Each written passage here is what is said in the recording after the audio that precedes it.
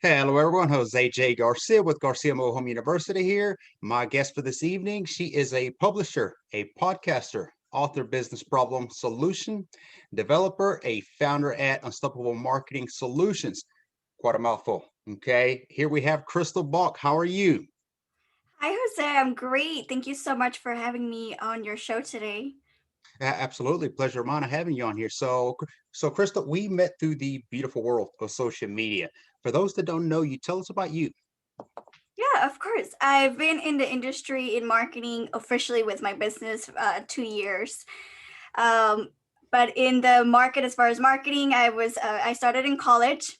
I was one of those. While I was in college, I was freelancing for other companies and learning the marketing world. And I realized that there was a issue that I just didn't feel comfortable with it, and the need for entrepreneurs to understand the market. As entrepreneurs, we hold multiple hats and we do so many different stuff, but as far as the marketing, we just don't have it down all the time. So I love to educate and showcase what is it that works specifically for you. So I create plans that are personalized for each person individually that works best for them, and then I help them execute or whatever is needed in order for them to move forward, right? We shouldn't have to not move forward because we're not able to execute what is necessary for our businesses. So that is the main focus of what I do. But I'm originally from San Diego, California. I grew up in a very multicultural family. So I learned the best of both worlds, how to be traditional, but also how to think outside the box. And that helps me understand all types of different people around the world. And so I love connecting with people from all over the world and, educating now with this whole COVID thing. Now we can definitely connect worldwide much, much easier and support in any way that I can to just let them their business grow. Absolutely. So you went to college. I did not, but what made you want to branch out and become an entrepreneur? Would you consider that's within, or going through college, why are Oh, you not at a 9 to 5? yeah, no, I honestly, to be honest with you, Jose, I had a full on idea that I was going to graduate from college and go to a job. I never thought that I was going to go be an entrepreneur. The idea came through that eventually I would be an entrepreneur, but not while I was in college. I didn't think that was going to happen. So what happened is I was working for the university, and I was literally on the second year to finish. I was almost done, and I started noticing that the university was really lacking on the marketing aspect of it. So I started helping them. I got in the marketing committee. I got them feedback from the community. I love working with like the community, learning what it was working for them, what was not. Mhm. And it was a great school, but it was just not marketed. Nobody really knew it was a great school unless I went out into the community and say, honestly, this is a good experience. So I thought, well, okay, they're lacking. What happened was, at the time, I'm married now, but at the time we were just dating, and my husband was like, you know what, Crystal, you're really good at this, and you make something so complex and you simplify it into something that people understand. She goes, and he was like, there's a need for that, and I think that you should just start your own business. He literally pushed me into it, and I said, whoa, whoa, whoa. In order to start a business, you need capital, you need more experience. I know the corporate side, but I don't know the entrepreneur side. So I jumped in. I was in my last year for college. I jumped into it. Um, and I was completely confused and lost, and it was like a slap in the face. Like everything I learned in school was out the window in so many levels, and I had to relearn myself. And that's where I met JT. With JT, I went to his house in Florida. We were there for three Okay. days and so forth. Yeah. And it was the beginning stages of my business. And literally, JT, all he said was, you're doing great. Just continue what you're doing and start keep building those relationships. And that really stuck with me because building the relationship, it was started the foundation of my business. Now, to moving forward, 2 years later, I'm helping entrepreneurs from all over the world in so many different levels, successful, starting, middle, I mean, in so many different levels. And I really enjoy what I do. I really do. Absolutely. No, that's great. And not to have had the pleasure of being at JT's house, which he sold it at this point, not that it matters, but I also visited the same event which you went. Um, He didn't have the best of things to say about my niche at the time. He's gone back and he loves it now. We do a lot of things on that as well, but at the time, but I do know that, and that's what you need a lot of times, just a Mhm. reality hit, and definitely somebody from his level that they'll tell you good, better, different. So it always helps. But what keeps you going, staying motivated? Oh man, there's so much need out there. It's like, how can you live in this world and you know something that other people don't and not share it? Don't not share the knowledge. How can you just stay living like that? You have to keep moving forward. I meet wonderful people from all over the world on a daily basis, right? So I set my goals on a weekly, daily basis that I have to meet, and a lot of it comes to, okay, what are the needs of the market?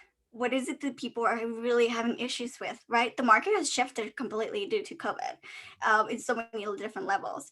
And so it keeps me on my toes. It keeps me that I have to constantly be researching, that I constantly have to be adjusting things that I have to do in order to help these people, keep moving forward. That's what motivates me. And I love what I do, and there's different ways to do, to progress in your business. But I think more than anything, I have a lot of compassion and I listen to their needs. And most importantly, it comes down to, I'm not telling them, oh, you're doing this wrong. I'm just listening and say, okay, maybe we can adjust a couple things. Just the rewording of that sentence right there makes people a little bit more comfortable and say, you know what, you're right. We got to make some changes here, which brings me to before COVID. It was funny, especially my older clientele, right? They've worked 20, 30 years the same way. They had referrals, contacts, you Wow. name it. They're like, I don't need online. I'm like, just put a website, just have one social media platform, start with that, because you just never, it's shifting into digital world. Well, they were not forced at that time to do that, right? COVID hits. Well, now they're forced. Now they're forced to be fully digital. So what That's happened? pivot. Why wait? Why wait? If this market is shifting and change it, don't wait to it to be late, right? Because now you have to do way more work than what you could have instead of just maintaining it. Yeah, no, no, that is huge. And oh yeah, for sure. COVID has made us all repivot, whether you want to or not. You stay the same, you remain there, you don't grow. But you're definitely come across as a self-motivator. You're driven, determined, and you're very caring. You sound like a very great asset to have. That is phenomenal. You care about the people, their business. How many businesses do you typically work with at one time? Oh, before COVID or after Oh, COVID? Okay, before COVID, I was doing more operations. So I was assisting and helping them more how to build their social media management, how to create their websites, how to position yourself. Now, after COVID, I had to repivot, like you said, and now I'm doing consultations and planning. So what's happening is, so there's two different things, right? You have the overall strategy of your business in your marketing as well, and then you have the plans, which is tactical. So what's happening is that a lot of people are just working on the tactical, right? So many people after COVID were, okay, I'm going to create a podcast, or before COVID, right? It doesn't matter. I'm going to create a podcast. I'm going to have, 3 social media accounts. I'm going to create all these videos. I'm going to create all this content, and that should help me. Okay. So a lot of people, what's happening is they're doing all this stuff, but it's not getting them anywhere. No sales, no nothing. At the end of the day, you're creating everything to create sales, right? So they were not having an overall strategy for their marketing, and they were just creating all this stuff and was getting nowhere. So what I had to do is I had to stop the operation for a second because I wasn't in need anymore, and reshift it to creating overall strategies with plan and tactical stuff. So you don't have to work as hard, but you're still going to be able to focus on those things and get the sales that you need and create the credibility, trustworthiness, whatever you need in order to make those sales. So I work from all over. I mean, it's been weird. Before COVID, I was working with a lot of real estate, loan officers, random small businesses here and there. That was just more my market. After COVID, now I have like a lot of women entrepreneurs coming to me. They're from all over the world. And part of it could be because I'm in a women organization. So maybe I happen to talk their language. So maybe that's what's happening. So it's kind of shifting a little for me, which is interesting. But they are a lot of coaches. The people that I need to overplan is a lot of coaches.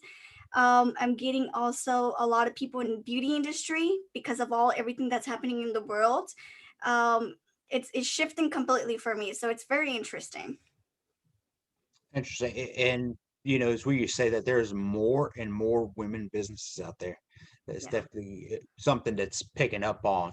What is the struggle when you're dealing with these businesses, helping them? Do they kick back? Do they fight you? I mean, Well, I think in so many ways we all have our biases and we all have our way that we're working. What's happening too also too is, it comes with experience. They feel that they're very experienced in their area of expertise, that nobody is ever knocking that down. But what is happening is they don't know how to use that experience and transfer it over to their marketing. So they do fight me once in a while, but I basically just, and I think JT would be very proud of me because he just always told me, "You're too nice. You're too nice. You got to put your foot down." And I've been putting my foot down now to the point where it's okay, you are paying me to help you. Let me do my job. Because right, if that's not going to work, here's your money. You can have your money back. It's not worth my time to sit here and fight with you until you get your way. A lot of people are used to getting their ways, but it's not about, it's not working. Your way's not working anymore. You right. got to listen to the experts that already know, they already know exactly what they need to do, and they've gone through it, right? And so if we're gonna sit here, and I'm actually very now when I actually have a Google document where I sent to people, and I pre-screen them before I even get in a call with them because of how busy I've gotten. And I basically can already tell if they're going to be a problem maker or not. I'm being selective. I'm not going to lie to you. I'm being very selective of who I'm going to help, because at the end of the day it's my time, right? And if I'm going to be, I don't even care how much money you pay for, but if you're going to be a headache and you Yeah. don't want to work with me, it's not worth it. It's literally not worth it. And so, at the end of the day, I'm here to support and help you and tell you how it is. I'm very straightforward. I say, listen, this is what's happening, and and this is what we're gonna have to change. Are you gonna be able to make that commitment?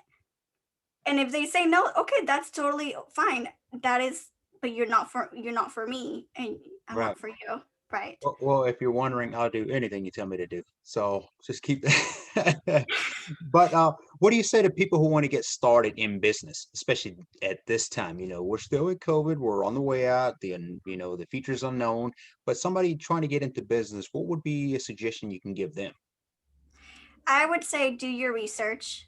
Do your research of the business and the industry that you want to get into. By doing research, talk to others that are already doing what you want to do. See what's the pros and the cons of that. How much money is that going to take you? What is the ROI, the long term and the short term investment of your time as well? In any entrepreneurship or any business, the first years are going to be struggling. You're going to be day and night in your business, unless you already have the money to get the team and get that started. Then yeah, obviously it's going to be easier. But if you're barely cutting off and barely have any money to get started, then I would definitely just make sure that you have all your ducks in your rows, and make sure that this is a commitment that you want to do. And you need support, right? Right. You need support from those around you, because if it's not going to be financial, it's going to be moral support, because it does take a lot, but it's also doable. And without any huge commitments and huge struggle in your life, you're really never going to really try it. Like, if you're comfortable, you're never going to really try as hard as you need to in order to get where you need to get. Well said. Absolutely. And it is, I guess, with any business, the upstarting, the first years are always a struggle. You don't know where, you may think but it's always a struggle to trying to get somewhere, trying to get ahead. So what do you think is the best way to promote yourself as a business? Well, you got to create your personal brand, right? If you're already a pretty respected person in your industry, let's say you've been working for corporate for 20 plus years and people know you in that corporate and you're respected and so forth, and continue having that brand, but I'll now transfer it over to your business to help you grow. But if you don't have a brand at all, nobody knows what you do, and nobody knows how good you are, how credible you are, then you have to build that first before you do anything else. But I also wanted to add, Jose, even though this is a time that's unprecedented, there's a lot of opportunities out there. There is. This should not be a negative thing for COVID. If you are set and you have worked where you need to do work on, whether it's, make sure be respected, professional, and taking care of those around you and yourself, there's a lot of opportunities and deals being made right now at the moment. So definitely, be aware of that. Don't be stuck with the rest of the world where they are all sad and saying the world's going to be over. No, there's a lot of opportunities out there for you to change your life. I agree. I agree. Absolutely. Have you ever invested in real estate? My husband does, actually. Well, remember we were talking earlier, Jose. He's been buying property, but we're getting out of California. It's not working for us. But yeah, we're definitely moving out of state. We're going to be buying more properties. So he does more residential multifamilies. So that's his career. That's what Daniel is doing, and all I'm doing is supporting him in his dreams and goals. But he's also educating me, right? So if something were to ever happen to him, I got to learn the business, right? Sure. And vice versa, I teach him about everything I'm doing, and so I think it's going to be an additional long-term income for us as well.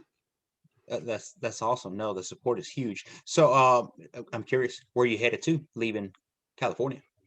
Yeah, so we're thinking of buying a home in Arizona and buying more properties in the surrounding areas. So Arizona, Texas, and New Mexico. So I'm open for any new investments coming up. We Sure. are ready to go. This is a great opportunity for us, and we've been waiting for this opportunity, to be honest. So yeah. Arizona is huge. The market is growing. It's insane. And for mobile homes as well as real estate, obviously. But I'm actually supposed to have a trip there probably next month. I'm not sure yet. And there's a connection with a lot of networking that's going on at that way. So that's interesting. Arizona, that's huge. You've helped many businesses marketing. You were mentioning real estate. Have you helped real estate businesses grow their marketing? No, not at the moment, but that's something that I'm open to. And one of the things that I was going to mention is I love learning about all these different industries because it helps me better understand the market and better help assist the clients. So this is definitely a market that I'm going to be getting in the next 2 years or so for the real estate market and the marketing side aspect of it as well. Absolutely. So, I'm a mobile home investor, manufactured Yes. housing, known for mobile homes, trailers, whatever you want to call them. But, we're always looking to grow. That's with any business, I suppose. But what is a tip you can give us to get us to scale up in the world of marketing? Yeah, absolutely. So my mom actually back in the day, she used to sell mobile homes. She made her $1 million with Oh, mobile homes wow. back in when the market crashed in 2006, 2007, that time because people couldn't afford homes. So what they were able to afford mobile homes, and they're like mini homes, right? So for a lot of people, that's their home, right? That's considered their home in so many different levels. But there's definitely a market there. And the one thing to say is it's not a house, but you have to market it as a warm, at the end of the day, the family is all wherever this family goes. It doesn't matter the how, if it's a house or a mobile home, whatever it is. Yeah. At the end of the day, that's where the family goes is, where you should be. And so as far as the marketing aspect of it, I think it's an interesting market that you have because it's really not really talked about. That I think there's needs to be more knowledge about how it operates and how it works because a lot of people don't understand. A lot of people say, "Oh, well, mobile home that's for poor people," right? Let's be Yeah. realistic. But growing up, my mom, because she was selling homes, she got us pretty much a free home. So she bought us a mobile home, but it looked like a real home from the Right, inside. right. And we lived there for many, many years until later on she, turned it around and flip it and bought more homes and etc. But at the end of the day, I was really close to that market and I understood, oh, you know what? Here in California, I'm going to give you an example. Here in California, the houses are ridiculous Oh, expensive now. mhm. Okay. Nobody can really afford, like, you can't even find a condo under $400,000 anymore in the hood. in the bad areas. Okay. Ah, Now, a mobile home is at least here in California, at least over $150,000. Unless it's like really, really bad, then you can probably get something and negotiate. $150,000 in Arizona. I'm looking at a brand new house, a developing area, of course, for less than $200,000. mhm. So that amount almost gets me a mobile home here, Yeah. right? So at the end of the day, someone needs to, and the rents are ridiculous high too. So how do you market a mobile home? Right, you have your home. You do have to pay for the space though, and then the house. Right. But it's like, do you want a mobile home or do you want a little 700 square foot 2 bedroom apartment here in California? I'm just telling you from the market, from what I know from here. Of course, you're gonna rather get a mobile home, and you can move your mobile home. Right, you don't have to live there. You can buy a lot, put it in a ranch, get your space. If I was them, I would get a big lot, put my mobile home, rent the other section, and have somebody else put a mobile home there and rent the space for them. Absolutely. But I tell people mobile homes or affordable living until you walk into California. Then not so yeah, much. So, and it's true. And you know the market because you're there. Those numbers are, yes, I get it. I want to be over there. So, so you spoke about brand yourself. And my next question was, what is the strategy you would use to get people to follow, to buy into you as a brand, I suppose? one of the things to say right now that people are wanting are real. They don't want the fake stuff anymore. They don't want the 90-day quick get rich fast anymore. They want realistic information. They're eager for that. So if you are being real with them and being straight with them and straight shooter and so many different levels, people are more likely to listen to you, and you will slowly create a brand because you are being yourself. At the end of the day, I can't believe I'm saying this, but at the end of the day, you want to be yourself and actually provide good valuable information, right? Like I said, do your research, make sure that the information you're putting out there is like good information and it's not like from blog.com, because you don't, unless you really like went through all their like resource like references, you'll know, okay, this is legit. Make sure that some of your information is from like Wall Street and good like actual financial institutions, research areas that are legit. Like, don't try to get, not to be rude or anything, but people want to know that it comes from a good area. And so at the end of the day, if you're going to be sharing the information, make sure that it comes from a good area as well. Because otherwise, it's going to hurt your brand and people are not going to trust you anymore. And the moment you lose your trust, is you lose your clients in so many different levels. And it's going to ruin your reputation, unfortunately. Right. And your reputation in the business, it's everything. So, and deliver.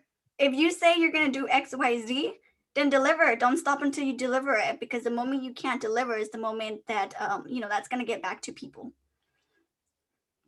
Absolutely. Be real and authentic. That's good. That's real good. Well, we definitely have a lot of JT would call fakers. Yeah. A lot of that definitely, and of course, you see plenty of get rich and all the above. So be real, be authentic. Fugazi's not, it's not going to work out for you. Can you grow into social media a little bit? Can you grow social media solely organic? Do you think that still works? Yeah, there's different types. So, if you guys are all professionals, which is the JT family, you guys are all exemplar people. LinkedIn is the area where you definitely want to focus on and build that platform. And it's easy to connect with people and connect with the type of people that you really want, as far as your, as a potential client. And then also you have to build that relationship, right? The organic side of social media is just building organically and building relationships more than anything. Facebook, unless you have already your following, Facebook is better with groups in so many different levels. It's shifting, but you can still have quality people. I mean, Jose, that's how I added you through Facebook, and we started to Thank connect. you. But if I would have never reached out, we would have never connected, right? And Sure. so just because you have a platform and you have all these people, doesn't necessarily mean that it's going to convert into sales. You got to put some work into it, right? So you got to maximize it. So if you have all these quality people, find out what they do, what is their interest, what do you guys have something in common. That always helps. For you, is that you have the podcast. Hey, do you want to be featured in my podcast? Get to know the person more, and then eventually build that relationship, right? I have the podcast as well, and I utilize that as well. Um, the organic side, of course, but here's the thing: everything is connected, right? With your overall strategy, your plan, and your strategics, right? Your branding, like making sure you've done your work, right? You've put some good quality work that people are interested. Mhm. People like you and I, we don't want the BS anymore. We just give it to me how it is. Like, don't give me the fluffiness. Just tell me straight how it is, and that's what we want, right? And it's I'm being real here. So don't get all fluffy and stuff. Just be genuine, of course, but like don't try to put all the excuses and like no. And then the next thing is going to be basically build those relationships. And so I get to understand that we're from all over the world, Mhm. but there's Zoom, right? There's Zoom. Set up a 15-30 minute Zoom call and make it those into your calls instead of like actual phone calls, and get to see the person and interact and Yeah. see what is it that how can I help you, and vice versa, and start to see how you can work together. There's other platforms like Clubhouse. People are connecting through there, making deals and making money. At Huge. the end of the day, you got to think that everything you're doing, you have to convert it into money. Okay. Otherwise, you're wasting your time. And Sure. even if it's organically or not organically, honestly, if your organic side is not even ready to showcase, you're going to have a hard time paying advertisement and getting people into your. What I'm trying to say is, if you already have your following, build that first before you go out and do even more cold calls, Mhm. right? So because what's the point? You keep building, but you're not really connecting, and you're not transforming that into absolutely anything. So like I said, just because you have a lot of following doesn't mean it's going to convert into sales. You have to put Yeah, the work into it. absolutely. What does it take to be successful? I have to ask. What does it take to be successful? You have to want it and you have to work for it. Beautifully said. Quick, short, simple. I like it. What is the goal you have for 2021?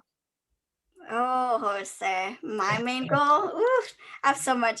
I'm looking very bright for this year. I positioned myself very, very well last year. A lot of people were having issues last year, and I sympathize with that, but I did not stop.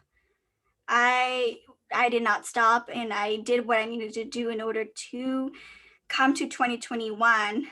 and do everything else that I need to do in order to perform. So one of my main goals, obviously, is to move out of California. Yeah, they're killing me with the taxes, killing me, Smalls. But another thing is just basically taking not only my business, but a lot of my clients' businesses to the next level. That is doable, and I'm looking forward to that for this year. Helping others. You love giving back. Very nice. Like it. Favorite quote? I don't have one. Really? Yeah, I don't have one. Only because my life is always changing, and even though a lot of people say favorite quote because it reminds me back to this, I don't even think about it. So Love bad. what you do and give back.